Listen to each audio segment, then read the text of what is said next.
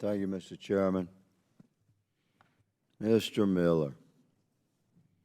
Mr. Miller, I'm going to reference the Biden Executive Order 14063 from February 2022,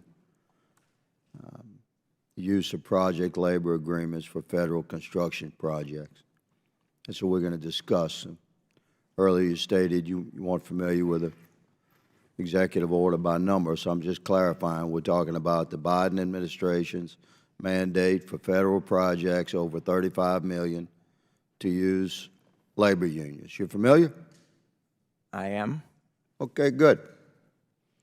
Do you believe in state sovereignty, good sir? I'm quite sure you're a proud American. I am a proud American. Thank you very much. We're happy to hear that. Do you believe in state sovereignty? Do you recognize the sovereignty of our states? Yes. Absolutely. So how would you, in your position as a high officer within the Biden administration, responsible for administering work and labor policies, how do you balance an executive order that mandates federal projects moving forward within the sovereign states use labor unions when 24 of our states, like Louisiana, is a right-to-work state, have specific laws or existing executive orders within that state, specifically forbidding a mandate for projects to use labor unions? How do you balance an executive order? You're a proud American. You believe in state sovereignty. You've stated that. How would you support an executive order that overrides state sovereignty? The specifics of the executive order directed the FAR Council. I've read it. So the FAR Council issued a rule encouraging PLAs. It is not a mandate. It is intended to promote competition. It's most certainly a mandate.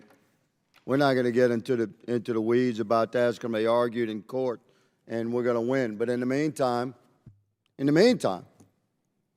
Biden administration has effectively shut down large federal projects that had been long planned, permitted, authorized, and funded within 24 of our sovereign states.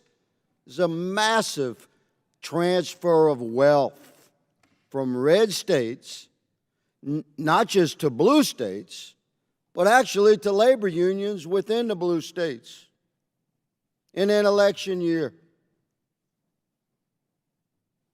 We're going to sue. Many states are coming together. We're going to sue. We're going to win. You know we're going to win. The Biden administration knows we're going to win. But in the meantime, billions and billions of dollars will be transferred from red states, not just to blue states, but to labor unions and the entire organization machine within those blue states. Do you know, sir, you should know, you know that about 80% of the American workforce is not union affiliated? What do you have to say to those 8 out of 10 American workers that can't work in these jobs in these 24 states or elsewhere? What do you say to them? Congressman, the rulemaking encourages competition. It does not mandate that a construction project cannot move forward. Oh, you're a talking point fella. Listen, I'm an American, you're an American. I'm an Army veteran. Are you a veteran? I'm not, sir. Or are you one of the civilians that I serve and protect?